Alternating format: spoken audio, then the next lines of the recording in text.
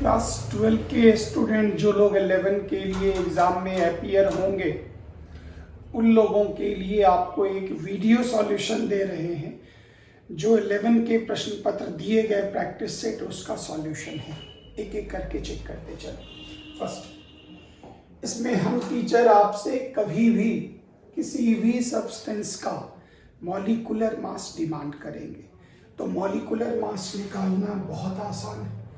जैसे SO2 का दिया गया तो आपको पता है S का हो गया 32, 16 इंटू 2 32 इज इक्वल टू कितना हुआ 64 इज इक्वल टू आंसर। आप अपना मिला लीजिएगा, जहां जो मिस्टेक है वो करेक्ट कर लीजिएगा। मेरे ख्याल से यहाँ 64 होना चाहिए, चेक कर लीजिएगा। इसमें कोई भी और पदार्थ वाटर का, H2O का, किसी का भी मॉलिक्यूलर मास आपसे मांगा जा सकता है। आगे आइए, क्वेश्चन नंबर 2 में मांगा गया बेंजीन का एम्पिरिकल फार्मूला बताओ, मूलानुपाती सूत्र बताओ। तो एम्पिरिकल फार्मूला सबको पता है, बेंजीन का फार्मूला होता C6H6। इसमें छोटी संख्या तो 6 ही है। 6 से आप दोनों को भाग दे दीजिए, डिवाइड कर दीजिए। आपका फार्मूला क्या बना CH। इसी को नाम देंगे मूलानुपाती सूत्र। कुछ और चेक कर लो, जैसे ग्लूकोज, तो सबको पता है ग्लूकोज का फार्मूला C6H12O6। छोटी संख्या 2 हो गई, सो 6 हो गए। 6 से आप तीनों को डिवाइड कर दीजिए तो आपका फार्मूला बना CH2O। इसी को नाम देंगे एम्पिरिकल फार्मूला, मूलानुपाती सूत्र। नेक्स्ट, ये कहा जाता बताइए किसी भी गैस के 1 मोल का वॉल्यूम NTP पर कितना होता। सब लोग जानते हैं गैस के 1 मोल का आयतन होता 22.4 लीटर, 22.4 लीटर। अब ये तो यूनिट ऑफ कॉन्सेंट्रेशन में हर बच्चे पढ़ चुके हैं। जो सॉल्यूशन के 1 लीटर में सॉल्यूट के मोल की संख्या को, नंबर ऑफ मोल्स को हम क्या नाम देते, मोलरिटी। ये सब कोई पढ़ चुके, कई बार पढ़ चुके, रिवीजन कर ले फिर याद कीजिए। कहता है इसमें से कौन सा ऐसा है जो टेम्परेचर पर डिपेंड नहीं करेगा। तो याद कीजिए, जो चीज़ें मास पर निर्भर करती, वॉल्यूम पर निर्भर नहीं करती, क्योंकि टेम्परेचर बदलने के कारण वॉल्यूम में इंक्रीज डिक्रीज हो सकता, लेकिन जो मास पर निर्भर करता है वो टेम्परेचर पर निर्भर नहीं करता। और इसका आंसर होगा मोलैलिटी, इसका आंसर होगा मोललता। नेक्स्ट आ गया, कहता है 1 मोल कार्बन को आप ऑक्सीजन के साथ कंबशन कर देते, दहन कर देते, तो कह रहा है बताइए CO2 का कितना निकलेगा। तो गौर करिए, 1 मोल कार्बन ऑक्सीजन के साथ जलाएंगे तो याद कीजिए वो जलकर क्या बनेगा CO2। यहाँ भी 1 मोल ही है और यहाँ भी 1 मोल है, दोनों में 1 मोल ही है। इसका पूरा मास निकाल लीजिए, 12, 16 इंटू 2 32 इज इक्वल टू 44।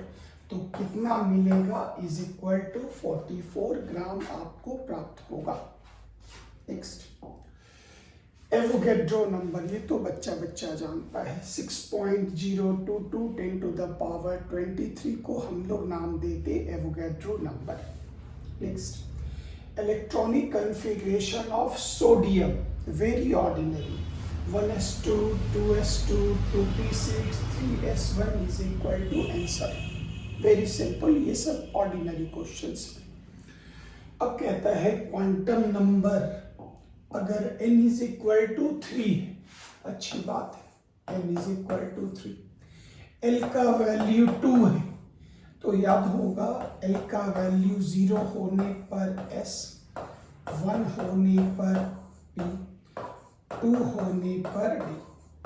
इसका मतलब थर्ड है और l इज इक्वल टू 2 है, d हो गया। तो किसका संबोधन हो रहा, 3D का संबोधन हो रहा। Next, indicated by the configuration. अगर ऐसा विन्यास लिखा जाता, याद होगा एक विन्यास आप पढ़े होंगे, नाम था नोबल गैस, हीलियम 2s1। तो हम जानते हैं हीलियम का एटॉमिक नंबर 2 और यहाँ 1, 2 + 1 = 3। तो वो परमाणु कौन सा होगा? वो होगा लिथियम। नेक्स्ट कहता है लोवेस्ट एनर्जी लेवल इनमें से किसका होगा? तो याद कीजिए, आपको नियम पढ़ा हुआ, जिसके n+l का मान मिनिमम होगा, लो होगा, उसकी ऊर्जा कम होगी।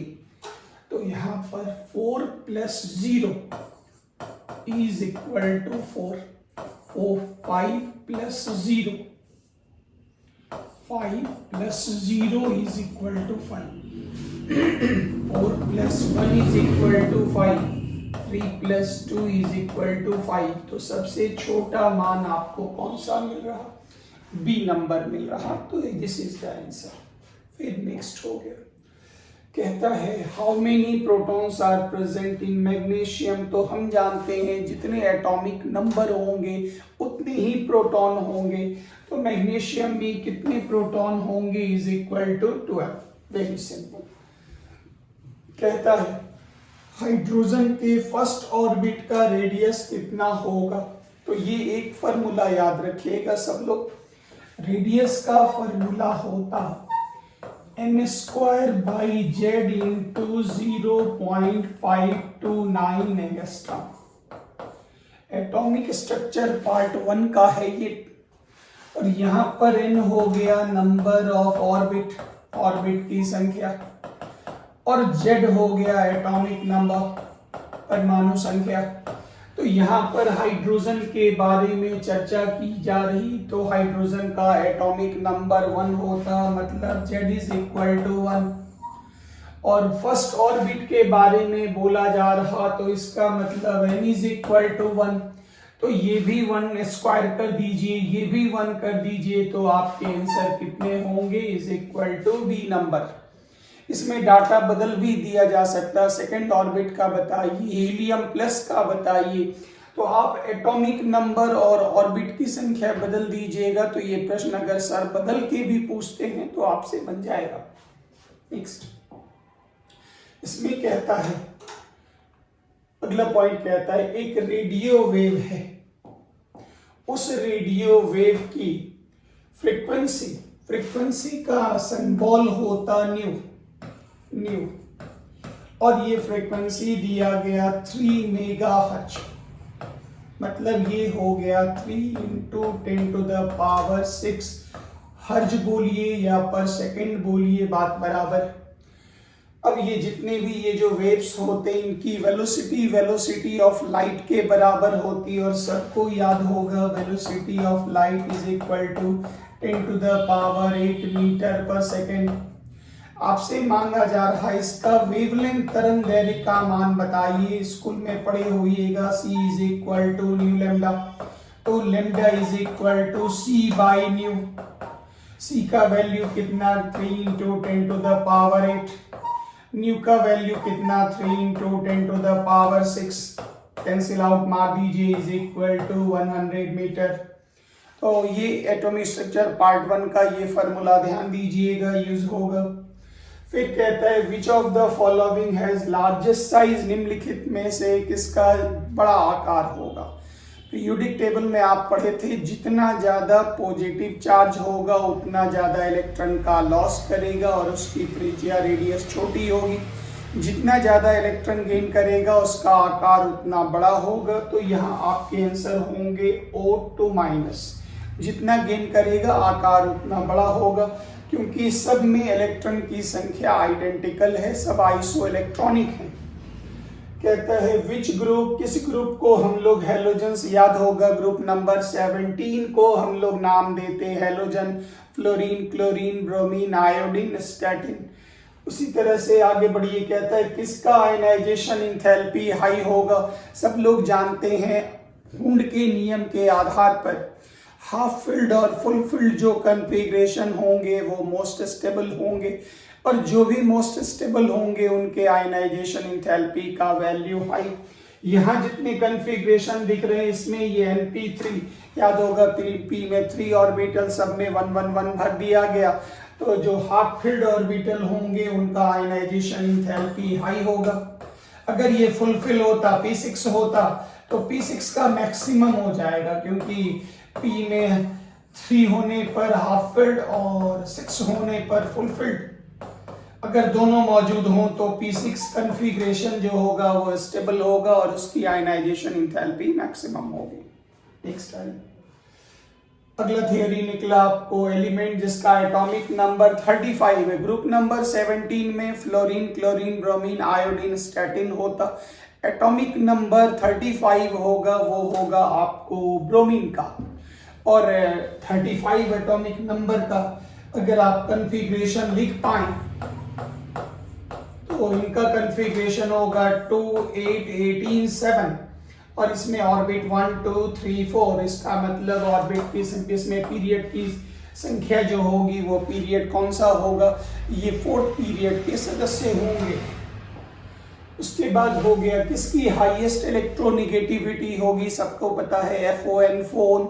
तो दुनिया का सबसे ज्यादा नेगेटिव एलिमेंट कौन होगा, फ्लोरीन। फिर कहता है पीरियोडिक टेबल में कितने ग्रुप्स होते हैं, तो याद ये तो 10 क्लास 9 10 के बच्चे जानते हैं। सबसे ज्यादा इसमें ग्रुप की संख्या कितनी होती, टोटल नंबर ऑफ ग्रुप्स कितने होते, तो 18 ग्रुप्स होते। फिर पूछा गया इक्वल वॉल्यूम ऑफ, ये स्टेट्स ऑफ मैटर के प्रश्न हैं। इस नियम का नाम है एवोगैड्रोस हाइपोथेसिस। कहता है जो अगर वॉल्यूम अगर इक्वल हो, प्रेशर टेम्परेचर अगर हम एक जैसा डालते हैं तो उसमें मॉलिक्यूल्स की संख्या भी जो होगी वो आइडेंटिकल होगी, बराबर होगी। इस नियम का नाम है एवोगैड्रोस लॉ। नियम याद रखिएगा, मतलब अगर प्रेशर टेम्परेचर दोनों ही गैस सिलेंडर का बिल्कुल बराबर हो, दोनों का वॉल्यूम बराबर हो, गैस कोई भी ले लीजिए, उसके अंदर जो नंबर ऑफ मोल्स, जो नंबर ऑफ मॉलिक्यूल्स होंगे वो बिल्कुल बराबर होंगे, उसी को हम लोग नाम देते Avogadro's law. PV is equal to nRT, ये तो बहुत बार आप पढ़ चुके, this is ideal gas equation. कहता है R का मान किन किन चीजों पर निर्भर करता है, तो अभी तुरंत आपने देखा, आपको पता है PV is equal to nRT। तो इसका मतलब हो गया R किस पर डिपेंड करेगा, PV बाई NT।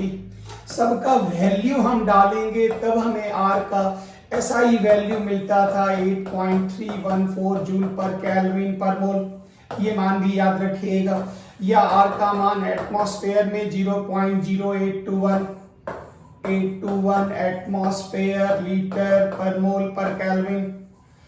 ये जो मान है ये प्रैक्टिस सेट में तो नहीं दिया गया, लेकिन R की इन दोनों मानों को कृपया याद रखेंगे क्योंकि ये इंपॉर्टेंट होते। तो ये किस पर डिपेंड करेगा, यूनिट ऑफ मेजरमेंट, क्योंकि ये प्रेशर टेम्परेचर ये सब पर नहीं, क्योंकि ये PV NT सबों पर निर्भर करेगा। इतनी के वैल्यू को डाल के तो R का ये मान निकाला गया। नेक्स्ट है, ये कहता है एक गैस है जो टेम्परेचर प्रेशर पर सभी नियमों का पालन करता है, करेक्शन कर देंगे, जो सभी नियमों का पालन करता है, उस प्रकार के गैस को हम लोग क्या नाम देंगे, आइडियल गैस। उसके बाद कहता है वंडरवाल का इक्वेशन क्या है, याद कीजिए, स्टेट्स ऑफ मैटर में पूरी पढ़ाई हो चुकी। ये था P plus A n square by V square, नीचे वाला, into V minus NB is equal to nRT। ये वंडरवाल इक्वेशन में क्लास में ये टॉपिक पढ़ाया जा चुका है, स्टेट्स ऑफ मैटर। अगला पॉइंट आइएगा, कहता है 30 डिग्री सेल्सियस पर 1 बार अगर प्रेशर है, टेम्परेचर में कोई और परिवर्तन नहीं किया गया, तो प्रेशर का वैल्यू है 1 बार। कहता है वॉल्यूम है, volume is equal to 500 decimetre cube. कहता है बताइए इस आयतन को हमने दबा कर दिया, V2 is equal to 200 decimetre cube. आप ये बताइए जो इस काम के लिए हमें कितने न्यूनतम प्रेशर की आवश्यकता होगी। चूंकि टेम्परेचर में कोई परिवर्तन नहीं हो रहा, इसलिए ये नियम कहलाएगा बॉयल्स लॉ। और हम जानते हैं बॉयल्स लॉ का मतलब P1V1 is equal to P2V2 is equal to P2V2। P1 का कितना 1 बार, V1 का कितना 500 डेसीमीटर क्यूब, P2 हमें ज्ञात करना है और V2 कितना 200। तो आप आराम से 0 0 कैंसिल आउट मार दें, 2 से डिवाइड कर दें तो P2 का वैल्यू कितना निकला is equal to 2.5 bar is equal to answer 3 number. सिर्फ P1V1 is equal to P2V2 कर देने से ये प्रश्न आपके बन जाएंगे। फिर अगला हो गया V/T, याद होगा चार्ल्स लॉ में अंतिम में ये कंक्लूजन मिला था। चार्ल्स लॉ में था कांस्टेंट डिफिनिट प्रेशर पर अगर टेम्परेचर में 1 डिग्री इंक्रीज करेंगे तो 0 डिग्री के वॉल्यूम का 1/270 थर्ड पार्ट इंक्रीज करेगा, और उसको जब हम अंत में लेकर जाते तो ये रिजल्ट निकलता चार्ल्स लॉ में, याद होगा V is directly proportional to T, V is equal to K into T, याद होगा V/T is equal to K। ये अंत में ये नियम निकलता था चार्ल्स लॉ में, इसलिए इसके आंसर होंगे is equal to A। Next I, कौन सा एलिमेंट है जो डायगोनल रिलेशनशिप दिखाएगा विथ बेरिलियम? बेरिलियम के साथ कौन सा एलिमेंट है, यहाँ पर ये भी कैपिटल होगा, कौन सा एलिमेंट है जो डायगोनल दिखाएगा, जरा एक बार चेक कर लीजिएगा। डायगोनल हमेशा पीरियड नंबर 2 के एलिमेंट दिखाते हैं, मतलब पीरियड नंबर 2 में आ जाइए लिथियम, बेरिलियम, बोरॉन, इधर नीचे आ जाइए आप सोडियम, यहाँ आ जाइए मैग्नीशियम, यहाँ आ जाइए एल्युमिनियम। तो लिथियम का रिलेशन डायगोनल किसके साथ होता? मैग्नीशियम। अभी तक तो हम ये जानते थे जो एक ग्रुप में जितने भी एलिमेंट होते उनके गुणों में समानता पाई जाती, लेकिन आप ये भी महसूस करेंगे जो डायगोनल जो एलिमेंट होते हैं उनके गुणों में भी समानता पाई जाती है। मतलब ऊपर से नीचे आने पर रेडियस इंक्रीज करेगा, लेफ्ट से राइट जाने पर ये डिक्रीज करेगा, एक बार इंक्रीज एक बार डिक्रीज, मामला क्लोज। इसको ये भी कह सकते हैं, अगर वर्ड समझ में आ जाए, सेम पोलराइजिंग पावर। नहीं याद रहे तो याद रखिएगा, ऊपर से नीचे आने पर प्रॉपर्टीज में गुण में जो भी परिवर्तन होता जब हम राइट साइड जाते हैं तो वो कंपनसेट हो जाता, मतलब जितना इंक्रीज होगा उतना डिक्रीज होगा, जितना डिक्रीज होगा उतना इंक्रीज होगा। तो इस आधार पर बेरिलियम का रिलेशन किसके साथ बनता है? एल्युमिनियम के साथ बनता है।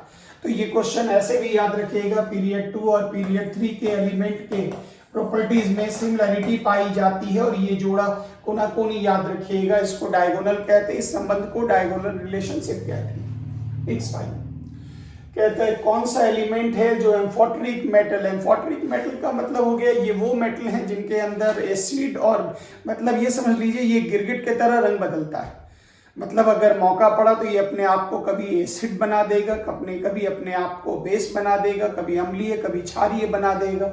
इसके कुछ एग्जांपल्स आप अभी याद रख सकते हैं, जैसे बेरिलियम हो गए, एल्युमिनियम हो गया, जिंक हो गया, ये सब बहुत सारे मेटल्स एलिमेंट्स हैं जो आपको एम्फोटेरिक गुण दिखाएंगे, जिसमें उभयधर्मी दोनों गुण पाया जाता। यहाँ आपके आंसर होंगे डी नंबर, बेरिलियम हाइड्रोक्साइड।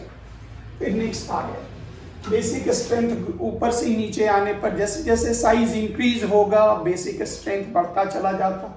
तो अगर आप लिथियम और सोडियम और कैल्शियम और पोटाशियम में देखें तो सबसे बड़ा पोटाशियम होगा, इसलिए इसका बेसिक गुण इंक्रीज करेगा।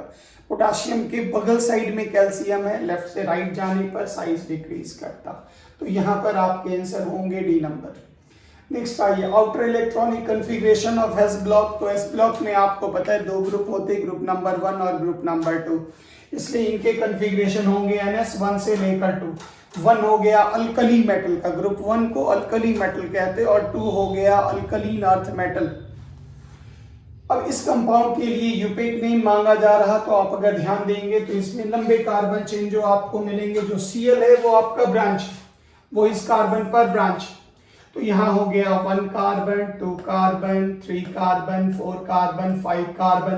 5 कार्बन पेंट और एल्डिहाइड के लिए Al जोड़ा जाता तो नाम हो गया पेंटेनल, और 2 नंबर पर क्लोरो है तो नाम हो गया 2 क्लोरोपेंटेनल। उम्मीद है यूपेक नेम आपको आता होगा। नेक्स्ट फाइल, इसमें कहते हैं which of the following is electrophile. तो याद होगा इलेक्ट्रोफाइल के लिए ये था, जो जिस पर इलेक्ट्रोफाइल का सिंबल हो गया प्लस, जिस पर पॉजिटिव चार्ज हो, ध्यान दीजिएगा, जिस पर पॉजिटिव चार्ज हो, इलेक्ट्रॉन की कमी हो और जो इलेक्ट्रॉन लेने की क्षमता रखता हो, खाली ऑर्बिटल हो, ऐसे पॉजिटिव आयन को क्या नाम देंगे? इलेक्ट्रोफाइल। कुछ मॉलिक्यूल भी हैं, याद होगा, बेरिलियम, बोरन और एल्युमिनियम के कंपाउंड्स, ये भी जो कंपाउंड होते हैं ये भी इलेक्ट्रोफाइल की तरह बिहेव करते हैं। इस पर निगेटिव चार्ज है, ये नहीं होगा, निगेटिव है, नहीं होगा। इस पर लोन पेयर है, ये भी नहीं होगा। तो आपके आंसर हो गए boron trifluoride. This is your answer. फिर नेक्स्ट आ गए, what is the hybridisation of carbon in methane? सबको पता है, जो ये हो गया मीथेन CH4, याद कीजिए, ये हो गया sigma sigma sigma sigma, sigma plus lone pair तो है ही नहीं, जोड़ने के बाद कितना हो गया? 4। हाइब्रिडाइजेशन क्या होगा? Is equal to sp3। इसमें से किसमें प्लस आई इफेक्ट होता? तो जितने भी अल्काइल होते हैं उनका प्लस आई इफेक्ट होता। इसको नाम देते पॉजिटिव इंडक्टिव इफेक्ट। जीओसी में आप पढ़ चुके होंगे या फिर आप इसको पढ़ेंगे जीओसी में। तो ये आपके सेट 2 ऑब्जेक्टिव क्वेश्चन जो रेड बोर्ड में दिए गए थे, यही पैटर्न बिहार के लिए भी लागू होगा। इनका आप अच्छे से रिवीजन कर लें। Thank you very much. जय हिंद।